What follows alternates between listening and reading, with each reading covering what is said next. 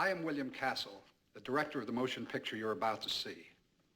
I feel obligated to warn you that some of the sensations, some of the physical reactions which the actors on the screen will feel will also be experienced for the first time in motion picture history by certain members of this audience. I say certain members because, well, some people are more sensitive to these mysterious electronic impulses than others. These unfortunate, sensitive people will at times feel a strange, tingling sensation. Others will feel it less strongly. But don't be alarmed, you can protect yourself. At any time you are conscious of a tingling sensation, you may obtain immediate relief by screaming. Don't be embarrassed about opening your mouth and letting rip with all you've got, because the person in the seat right next to you will probably be screaming too. And remember this, a scream at the right time may save your life. Hello and welcome to Drive-In Double Feature Podcast. I'm Nathan. I'm Ryan. And this is the podcast where we talk about 2 movies a week every Tuesday and Thursday. But before we get into today's spooky movie, I want to talk to you about our Patreon over at patreon.com/drive-in double feature podcast. We have a bunch of bonus episodes over there. And just for $5 a month, you get to listen to those and you help support the show along the way. But no main content is locked behind the Patreon.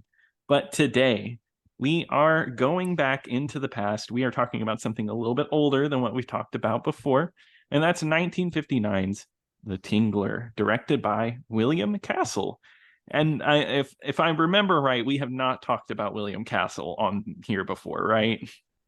I don't believe so. No, and he is known as a Hollywood gimmick man. He made a bunch of movies in the 50s that just had a gimmick tied to it. He really pushed 3D in the 50s. He made the movie House on Haunted Hill, which they brought in like real skeletons. Well, not real skeletons, but like skeletons hanging from the ceiling that would come down at certain times. And The Tingler is one of those gimmick movies. And that's the reason I picked this one. I didn't know a crazy amount out of it. A crazy amount about it outside of Monster Madness, which I'm sure you know about because of Monster Madness, right? I'm aware of The Tingler, yes. Yes, yeah. But you've never seen The Tingler? I've never been tingled. Oh, really? You're one of those lucky few who doesn't have The Tingler. Yeah. That my podcast sense was tingling, but I've never personally been tingled, no. Oh, okay. Yeah. I get it. No, I mean, you were just born to be a podcaster. You've had a podcast tingle for a while now. Yeah. Well, I mean, I've never had a tingler because I'm constantly screaming all the time. Yeah. Editing these podcasts are the worst because I have to cut out all your screams. But here you go right now. Yeah. Oh, see, you're gonna have to cut that out now. Yeah, and it's gonna sound super weird, but this is for the audience. I'm not making them listen to your screams. Where when you watch The Tingler, trust me, you gotta hear a lot of screams. So The Tingler, it's gimmick, right? So it's kind of a movie about this parasite that lives in all of us. That when we get fear, it grows larger and larger in your body. But if you scream, it goes away. And in theaters, they planted like electric shock shaky things into multiple seats, and they would shake during the movie. And especially at one point in the movie, they'd make them go off and they would tell audiences you have to scream in order to scare off the Tingler, which, I mean, sounds like fun. I don't know. I mean, would I be annoyed if people were screaming at the top of their lungs in a theater? Yes, I would be like, I'm trying to watch the Tingler here, but I don't know. It's interesting. Well, like they do have the 4D movies now. It's like the seats move and all that. It's kind of in that same vein. Yeah. I mean, if you watched like a 4D movie, like a horror movie like that, and people started screaming, you probably wouldn't bat an eye, I would guess. No, I guess you're right. That's more like you're going to the movies for entertainment. Like, I mean, you should be anyway, but it's like extra entertainment, like an amusement park ride. You're going for to be like you're going to like a haunted house, like, oh, I'm gonna get spooked. And yeah. but so I mean, it's kind of like the intention of doing that. I mean, nobody would like go like, oh, well, let me just go see, Gone with the Wind, and then just like when somebody gets hit with bullets, their seat starts shaking. Oh my god, that actually sounds like an interesting concept. When the little girl falls off the horse into the fence or whatever, just like the whole. Yeah, you're galloping with it, and then your seat Yeah. tilts as she falls. Yeah. Yeah, now that's tragic. No, but yeah, you're right. It's definitely just a campy movie, so it kind of fits the vibe with what they're going for. But yeah, this one stars Vincent Price, another actor that I don't think we've talked about on the show, who is a classic No. cult camp actor. I've been kind of watching movies outside of the podcast. I'm sorry, everybody. What, you watch movies outside this podcast? You never tell me? Yeah, I watch more than 2 movies a week. I'm sorry. And I just keep it to Wow. myself. But I've been watching a few Vincent Price movies just for October. And I don't know. I think he's really fun in everything he does. He's just one of those people that he has the voice, he has the look that's just so different that he just stands out and has a personality because of it. I mean, I just know him from Thriller. Oh yeah, he is great in Thriller. Yeah. No. I think this first one. I mean, I'm sure I've seen. He did a lot of like animated stuff too. Like he did some of those Rankin Bass cartoons. I remember too. I want to say. Mm-hmm. But I do remember seeing him a lot because one of my childhood favorites was Edward Scissorhands, and Oh yeah. He's in that movie, and I don't think he even talks in that movie. No, and But that's actually his last movie. Like that's his very last movie. I think he came out with like one other TV movie afterwards, I want to say. Yeah, maybe. I'm not too sure. But he also, I know him from my childhood because he's in the Great Mouse Detective. And I just remember that. Yeah. And I just remember that voice because he plays the villain in that. But yeah. Rat again. Yeah, exactly. And it is, I don't know if Vincent Price is always cool. This movie is kind of nuts though for 1959, not in violence or anything, but there's just like some plot elements and definitely like one specific thing I was like, really? We're getting into this. There was at some points I was a little confused by. Yeah, for sure. There's some points where I'm just like, I don't really understand these characters' motivations, or like their reactions are very subdued to some things later in the movie. But it's just kind of like the whole first half of the movie. It's a lot of like medical mumbo jumbo type of stuff, where it's like, him talking about the Tingler and him getting all excited about getting tingled. So but it's supposed to be like you said, like it's this concentration of fear, and he's trying to get like liquid fear basically at one point, where because he's like, oh, bring me a cat, and and instead he decides to freak out. His wife? Was that his wife? Yeah, I think so. And it's like a vindictive, awful wife, because like during that scene, I didn't know who that was. But later on in the movie, right, she shows up and it's implied that she's cheating on him with another man and leaves like the golden tie clip. And he's like, oh, I'm not the golden tie clip kind of guy. Yeah, and there was 2 drinks poured, and she's like, "Oh, well, I poured you a drink naturally." Yeah, so I think that's his wife. I mean, it never really is explained. That whole relationship's really weird, especially because you're right. There's that scene where he like forces his wife to like he holds her at gunpoint and scares her so he can knock her out and do X-rays on her while she's sleeping. Yeah, and he's like, "No, don't worry, dear. I didn't kill you." Yeah, and it was a blank. And I thought it was so funny, that scene, because he sets her up for the X-ray, runs back to like the wall guard that doctors go behind for X-rays, and it's just really long and drawn out because he does this 3 times. He goes back out, he fixes the X-ray card, hides, takes a picture, does it again, does it a third time, and I was like, they're really stretching the limits of this movie. I think they were. I think that was a little bit of padding the runtime Oh there. yeah. Oh yeah. And I feel like there's a lot of that here. This movie is, I believe, it was an hour 22 minutes, right?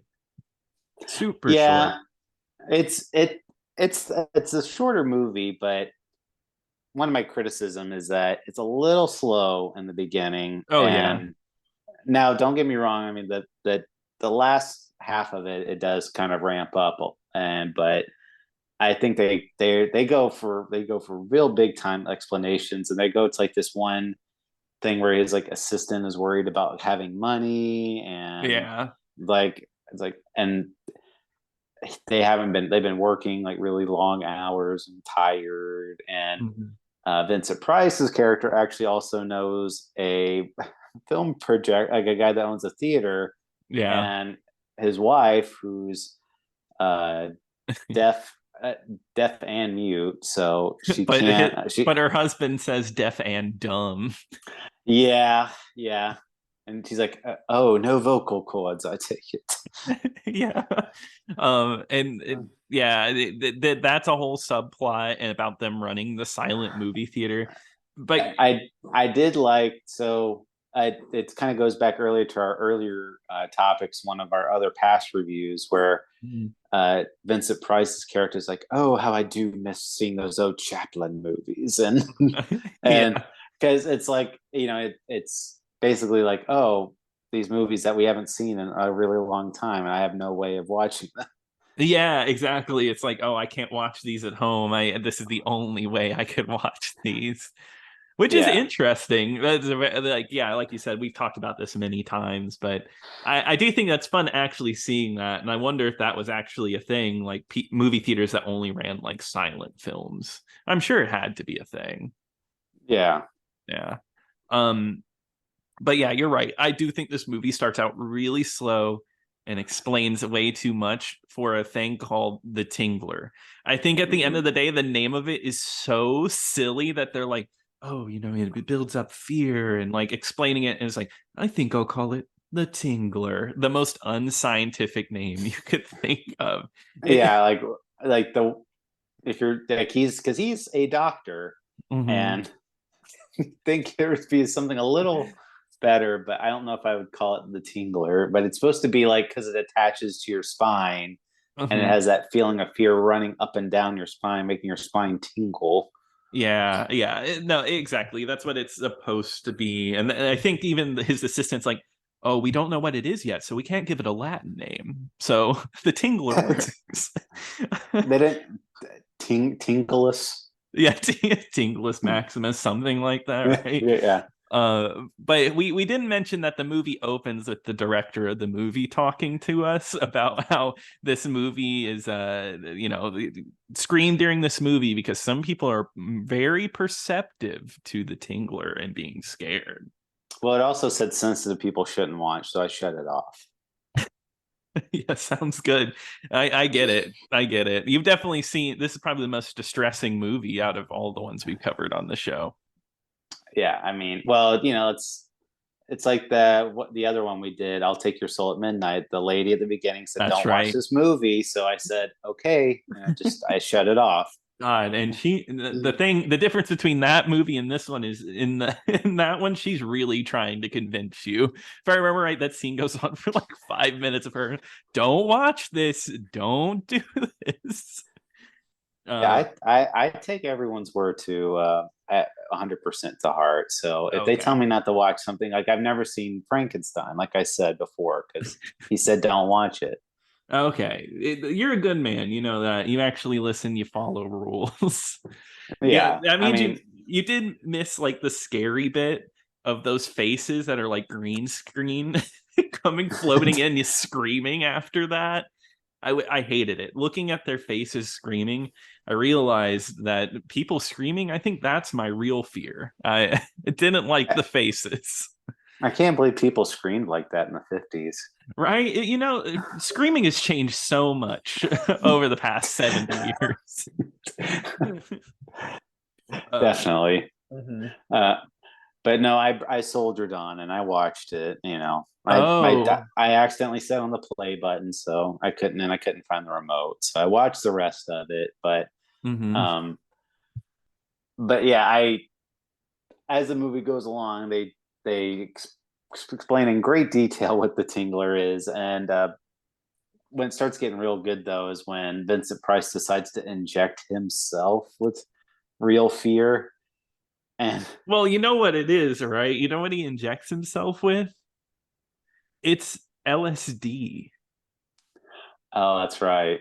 Yeah, so because they keep calling it acid, and I was reading LSD was legal in 1959, and it wasn't as widely known about as it was now. So yeah, Vincent Price takes LSD in a movie from 1959. I think I read that it's like one of the first depictions of like an acid trip in a movie. Yeah, absolutely crazy. I mean, they were charting in the unknown territory, I guess. But the whole idea is that he wants to see all these scary images so that way he Mhm. can scare himself, and he's trying not to scream because he wants the Tingler to come out and Yeah, see it. but he can't. He forces the With, Tingler forces him to scream. which is such a silly scene, honestly. Like he's like and he's like covering his mouth with his bare hands, like trying not to scream, and he just like the look on his face when he finally screams with his eyes shut, like Yeah, it's silly. It's a funny scene overall. Is he's like, my vision is definitely blurring, and the world is rocking, but I'm not moving as he's moving around in his seat. You know, I think it's a funny scene, but ultimately a very pointless scene because nothing comes out of that other than like the he idea. Oh, go ahead. but he subdued the tingle because he was mad at himself because he's like, I screamed, damn it. Like, Yeah, and then he gets the crazy idea. Well, what if I give it to the mute lady, so she can't scream? And this movie, this is like where this movie really confused me. So Vincent Price is the hero, technically. He's our lead, and I thought it was really daring of the movie because he goes over there and the movie sets it up like he injects her with LSD and frightens her to death. And I will get in this later, and I guess spoilers, but that ends up not being what happened. And I don't know, it was a weird twist. I'm glad you were not the because I was like, because when the thing was is he went over to see the projectionist Mm-hmm. or the theater owner, and he's like, oh, my wife's not really doing so good and whatever, because his wife was already like real fearful of a lot of things, Mm-hmm. and uh she had fainted at the sight of blood and like was freaking out about it. And Mm-hmm. so Vincent Price goes up there and it's like he injects her, he's with uh like a sedative, or that's what he says it is. It's a sedative of some Yeah. sort, like to help her sleep because she's so stressed out. And I thought that's what he was doing, was, you know, he was doing the same thing he did to himself to her. Yeah. Yeah. But it was, well, I don't know, me, unless that was the case and it was like a combination of those two Well, things. I'm glad you were just as confused as I was because, like, the movie in the end almost sets it up like a murder mystery where he's like, the husband's like, I did it. I was the one who swapped the drugs. And it was like the movie never, like, Did he even, swap the drugs? huh? Did he swap the drugs actually? That's what I got out of it. That's what I thought happened. I thought it was like he swapped the sedative out for LSD, or did he steal it and use it? What point did he swap them out though? That's the thing. The movie Because doesn't show it. because the husband's not upstairs when he's administering the drugs to the deaf woman. Yeah.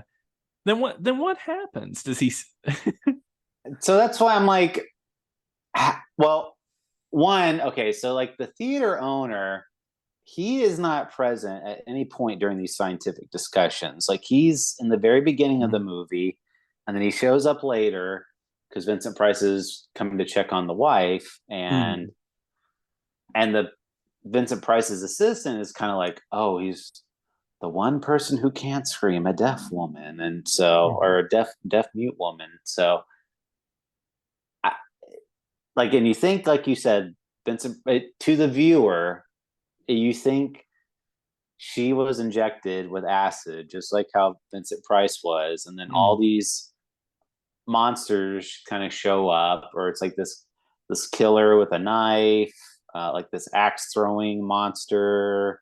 At one point, we do get a little bit of color. Yeah, I always love these in these black and white movies when they inject a little color, because the film grain or like the actual quality of the film just dips down so bad. It looked so awful, but I thought the effect was cool of the red bloody hand reaching out of the bathtub. It did look bad, but I thought it was pretty nifty. I really liked it. So I think that was probably the coolest part of the movie, was her like bad trip. right. But then you find out, like you said, she ends up dying due to fright. And again, you as the viewer, you don't, you think this is due to her bad trip. Yeah, you think Vincent Price did all of this, right? Like he's like a killer now. Right. But then, like you said, it was like the husband shows up, like, no, it was me. I was the ones that was in the monster costumes. I was like, wait a minute, what? Like, is that what it is? He dresses up as the monsters? Well, yeah, because there's the scene of him like walking like in the apartment with like all the costumes in his arms. So it was like he dressed up as all those. So that doesn't make sense. Why, with the hand coming out of the bathtub and all of that. So that's why I was like, maybe it was a combination of both. Like maybe, because I don't know how the husband would have done that. That would have been. I do love that he would have taped her death certificate to the back of the medicine cabinet. Oh, he probably did that. But yeah. But I think that's funny that he went down to like Kinko's or something, got a copy. He was like, yeah, I need a death certificate for my wife. Yeah, that's. Make sure you put her name on there. Yeah. No, she died of fright. And sir, but I